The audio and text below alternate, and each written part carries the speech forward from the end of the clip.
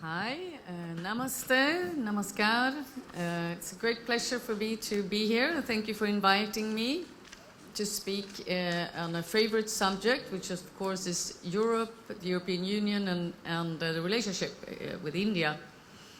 Let me first say a few words, I think, about, I'm sure you know the EU very well, but it is a very special day. Europe Day, celebrated 9th May every year since many years. It's, of course, a very special occasion. And it was really, it's the anniversary of the signing of the Schuman Declaration. It was a very thoughtful idea, and I really think the idea that Schuman came up with, and the reason it's celebrated, it's really the spirit and heart of the EU and why EU was created. And you all know that in 1950 the nations of Europe were still struggling to overcome the devastation wrought by the World War II. It just ended 5 years earlier, and the European countries had been at war, many times before. So the French Foreign Minister, Mr. Schuman, thought of an ingenious plan, like the plan to really make any war again impossible in Europe. And this was not some lofty ideas. It was not like, yeah, we need to talk more to each other, we need to have the spirit. It was a very concrete idea. And in that way, it's extremely unique. So his idea was, of course, that we need to have the more tangible connections made between the European countries. And the idea was to start pool coal and steel production.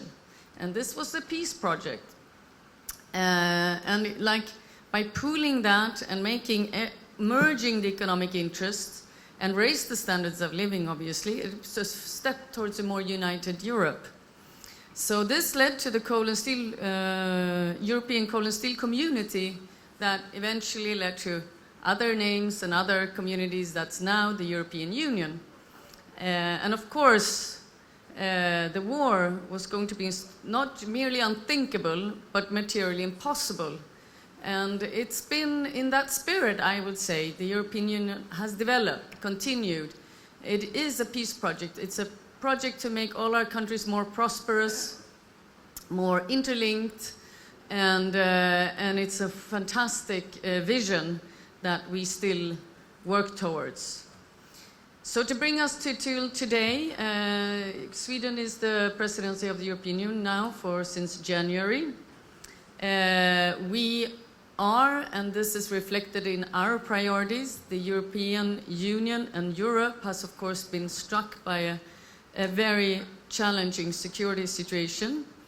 It's the unjust and of course aggression from Russia to Ukraine that has, of course, really shifted again, created a war in Europe. And the EU has been very united and very committed to support Ukraine and continues to do so. So when Sweden took over the presidency, of course, this is the highest task on our agenda, security and unity in that.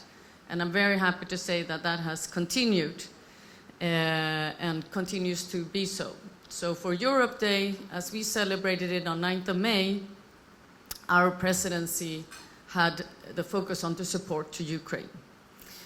Other priorities for our presidency, which is also very connected to how we engage in India, is of course around the green transition and energy transition. We know here that Indian companies, Indian institutions are taking leaps of headway, and I'm very excited to hear from my EU colleagues here in Mumbai, as well as with the delegation, that in the EU delegation in Delhi, of course, that there is a lot of interactions between Indian companies and the EU companies. I know from Sweden that there is a whole partnership going on and where we're sharing a lot of technologies as well as partnerships and ventures. So it's a very exciting area forward. Third is competitiveness from the Swedish presidency to enhance European competitiveness, the internal market for services, open economy, free trade agenda. Here again, I'll come back to that a little bit when I talk about the EU-India. But these are the basis for how we see Prosperous has been working in Europe and in Europe with other partners. And I think here again, India is a key partner. I'll get back to it. Democratic values and rule of law is our foundation.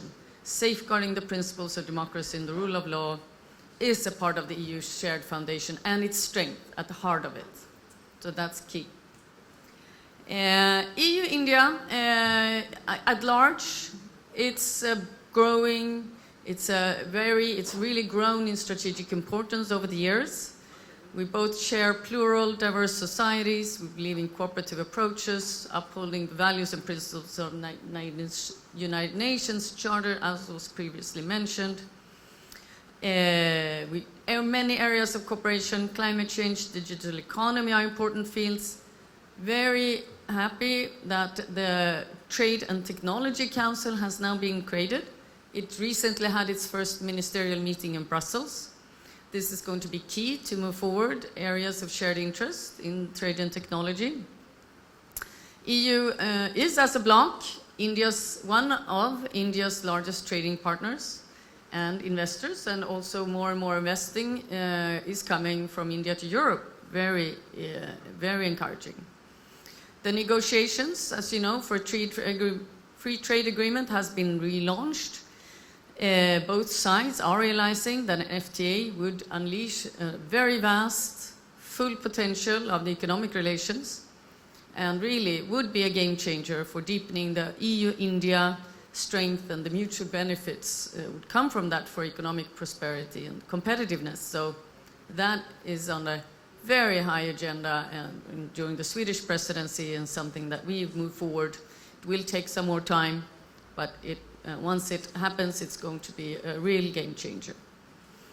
We are also partnering and booming in the EU-Indian Indo-Pacific Forum.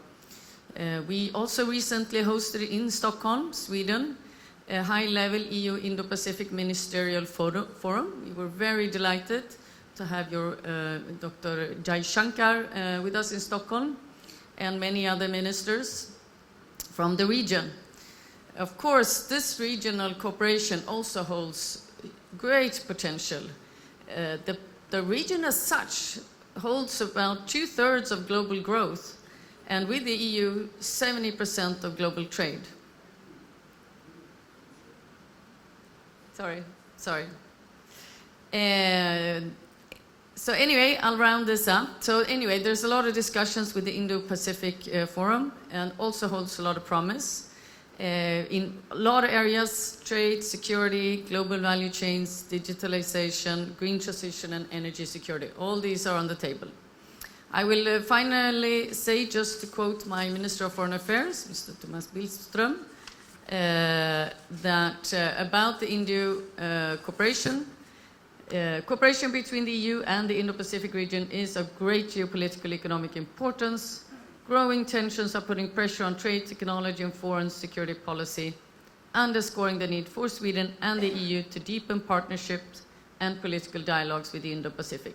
It is my hope and belief that this meeting will lead to even stronger cooperation. And there, we've seen a very successful outcome. So thank you very much. I wanted to give you a few of the key areas that we're seeing. We are also increasing the cooperation in Mumbai among the EU. We now have 11 formal consulates from the EU in Mumbai. We recently, Finland started, so now we're 11.